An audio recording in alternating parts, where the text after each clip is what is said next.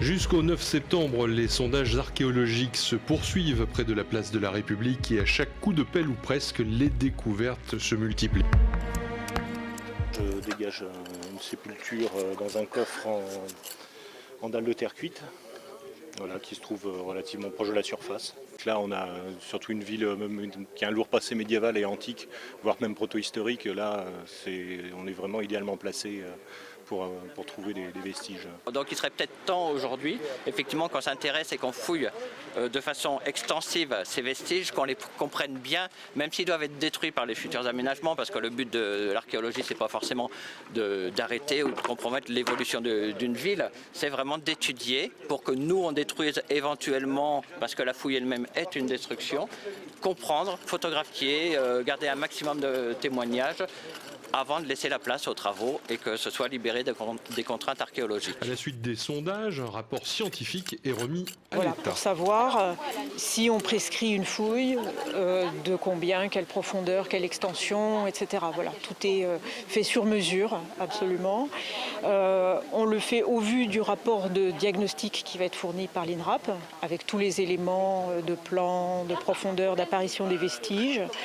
Et on a 3 mois maximum pour faire cette éventuelle prescription de fouille. Pour l'INRAP, les découvertes sont d'une importance certaine sur ce site de fouille, comme celle d'un possible fossé défensif de la ville entre le XIe et le XIIIe siècle. Alors pour l'INRAP, c'est finalement notre quotidien, puisque ces sondages en fait sont le préalable à la plupart des opérations d'aménagement qui sont conduites par des collectivités, par des privés, et qui nous permettent en fait de vérifier qu'avant que les travaux commencent, on ne va pas endommager des vestiges archéologiques importants.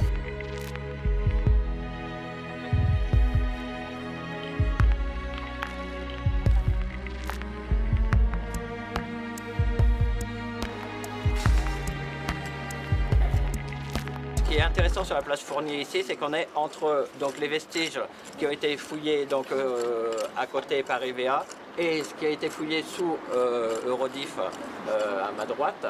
Et donc là on fait la jonction entre ces deux chantiers, on s'aperçoit qu'ici on a des sépultures à très faible profondeur, c'est ce que Thierry est en train de dégager ici. Donc un aménagement de carreaux de terre cuite qui encadre en fait un squelette qu'il est en train de dégager. Sondage, fouilles préventives, fouilles programmées pour le grand public, c'est avant tout des perturbations. Et avant de valoriser les découvertes, le parcours est long. Et tout le monde demandait la rénovation de la place de la République.